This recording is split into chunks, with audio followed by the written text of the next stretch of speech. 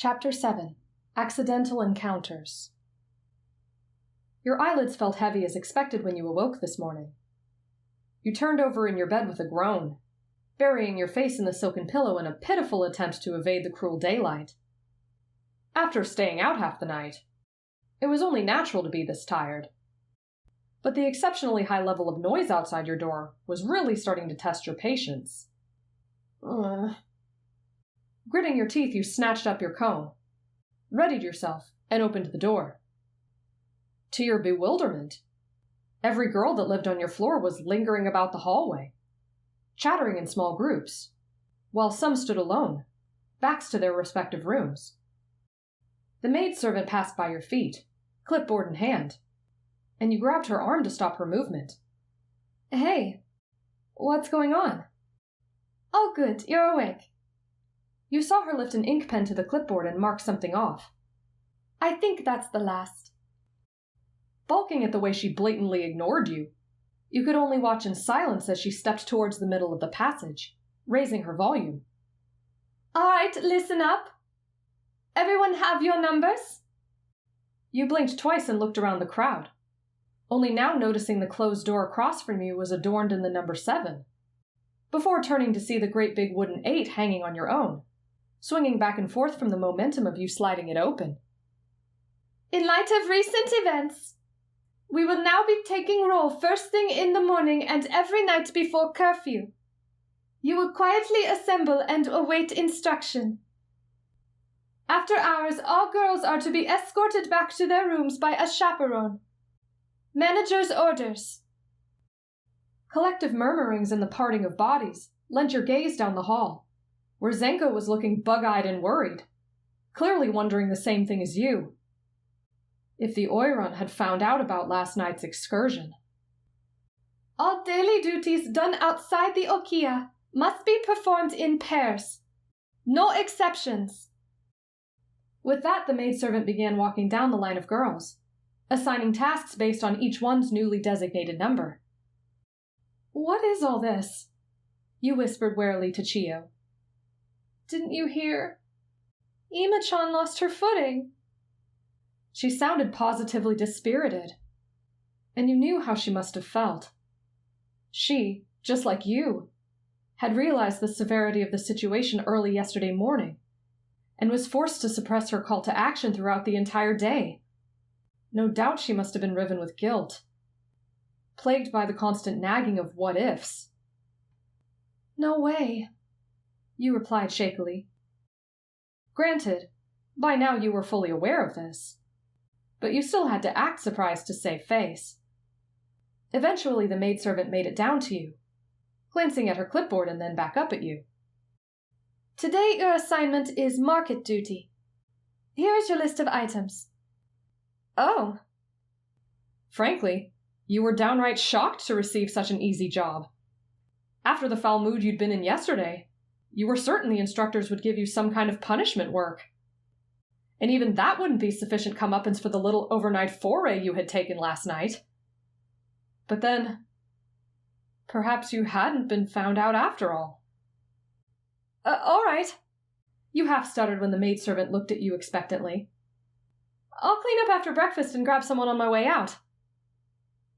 Your first thought was to take Chiyo with you, in an attempt to raise her spirits. It would be nice to snack on peaches at the market together, just like you used to do, before all this happened. But almost instantly afterward, your mind flashed back to Zenko, and you felt torn, chest stinging with the urge to repay her after she helped you last night. She had easily saved you from an arrest at best, and at worst. Well, you didn't even want to think about that. Fortunately, you didn't have to make that tough decision, as the blonde in question approached you just as you finished up your breakfast. She was clearly jittery in her movement, and those big doe eyes of hers swam with guilt and fear. For a moment, you wished she weren't so damn obvious. Behavior like that was bound to spark suspicion in the eyes of the manager. Traveler-chan. She pouted slightly at the ground. I, wanted to give you something. In her hand rested a small bundle of colorful candies, wrapped in pale cheesecloth. Immediately your eyes widened, and you covered the item with your palms.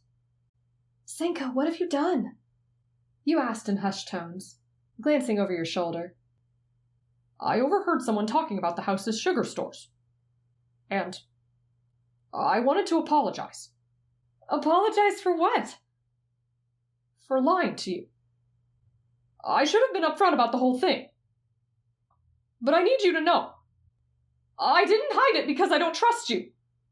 She insisted with conviction. I just did it to protect you. I swear. The tearful culpability in her eyes suddenly warmed your heart, and you couldn't help but smile. She truly was too earnest for this place. Such candor. Oh, Zenko-chan. If we had to repay every little lie told in this place, the Okiya would have gone bankrupt many years ago. But I don't want to lie to you. You're too important to me.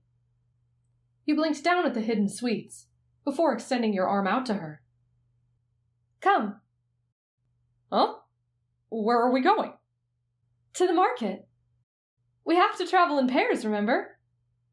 You want to go with me? Yeah, of course. Come on, Zenko-chan.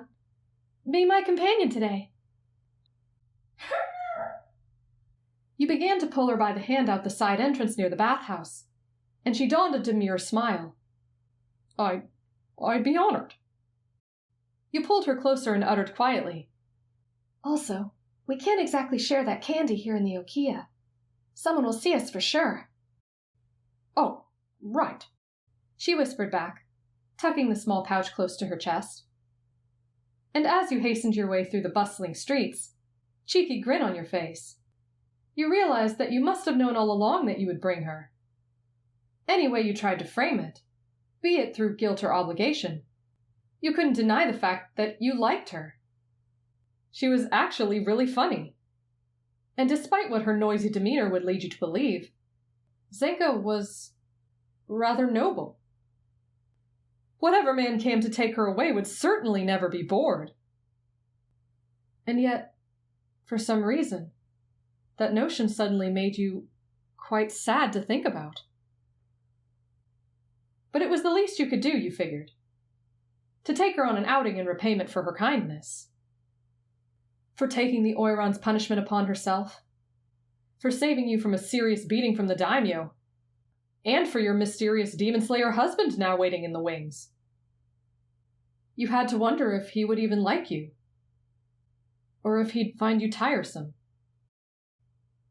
Lost in these thoughts, you hadn't noticed your arrival at the marketplace, until you heard a small yelp from your friend. What's wrong, Zenko-chan? Nothing, Travel-chan. However, when you followed her line of sight, you noticed a girl with auburn black hair, catching vibrant red in the sunlight, who was staring back at Zenko with wide-eyed familiarity. She too had a bow atop her head, which held a very small percentage of her locks. Huh. Was really short hair becoming a catching trend in the Hanamachi? First Zenko and now her? Maybe I should cut mine. You pondered, twirling a piece between your fingers. Oh, hey! Traveler-chan, look! I think I see some things on the list at that table over there. And with that, you were being gently shoved in that direction. Oh, you're right. Those plums do look really good. That's Tanjiro. I have to keep Travel-chan distracted so I can talk to him. As you sifted through produce and the shopkeeper greeted you, you failed to notice the blonde vanish from your side. Zenitsu, Tanjiro mumbled low, managing to momentarily slip away from his social obligations as well. You missed our meeting last night. I was worried something happened. Things got a little complicated. Is everything okay? Not exactly, no. Oh, so you two do know each other, you exclaimed when you caught the two of them talking. Zenitsu almost choked on his own saliva. Oh, hello. The dark-haired girl greeted stiffly, giving you a polite bow. Are you from the Kyogoku House too?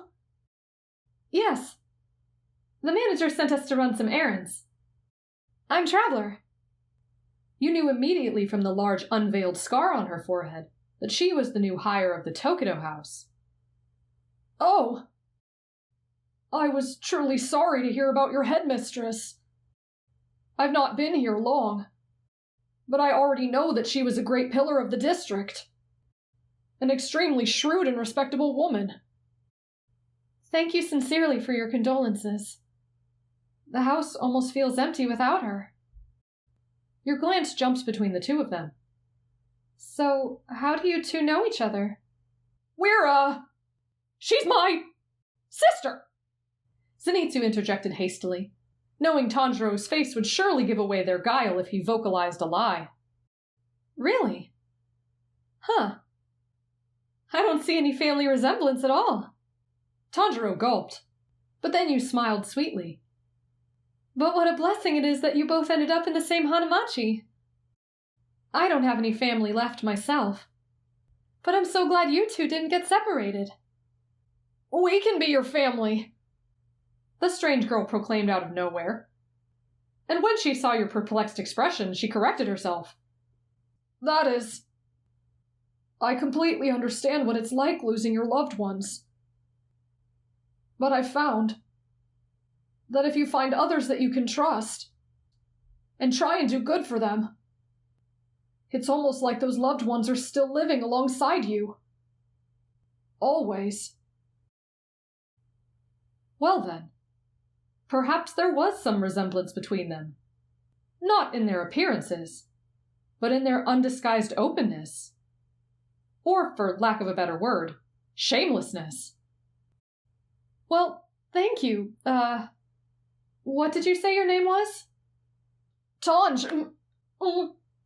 Zenitsu slapped his hand over Tanjiro's mouth, knowing he was starting to get carried away, and at risk of forgetting his role. Sumiko. The girl with the scar nodded. Why are you covering her mouth like that, Zenko-chan? Oh, it's just a game we play. You raised a brow before scooting around them, returning to your errand. All right, well, I'll let you two catch up. Though you didn't want to be rude, you couldn't risk some of the Oiron's favorite items being sold out before you got to them. That, and things were starting to get a little weird. We don't have much time, so I've got to say this fast, Zenitsu whispered. I think she's here, Tanjiro. The demon. Her? He looked at you in horror. What? Of course not! Traveler-chan is a beautiful young Maiko! Can't you tell the difference? What are you guys talking about?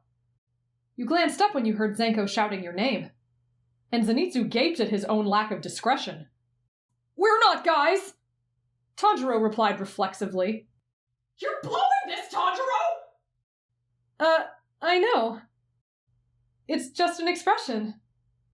You quirked your head to one side, unsure how to properly converse with Zenko's unusual sister. Well, anyway, we better get going. Zenko warbled out in a panicky sing-song sort of way. Mustn't keep the new manager waiting. With that, the blonde hooked arms with you, pulling you down the walkway. See you later, sis!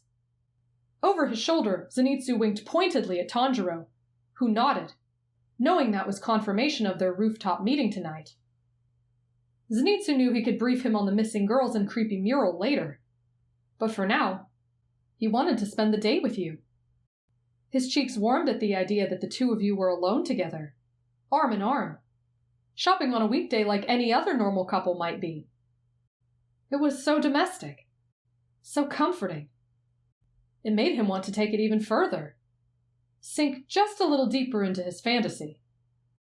Just for today. Hey, Traveler-chan.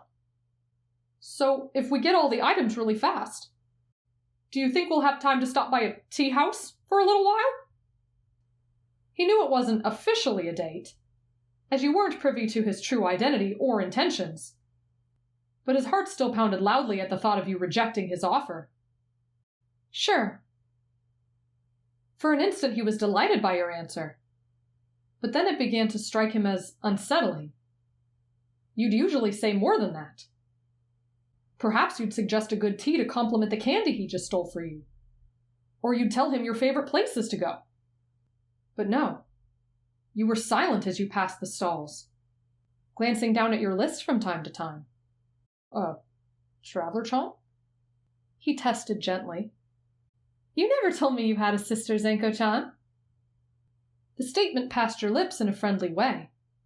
You even smiled. But the very subtle accusation in your tone was not lost on his sensitive ears.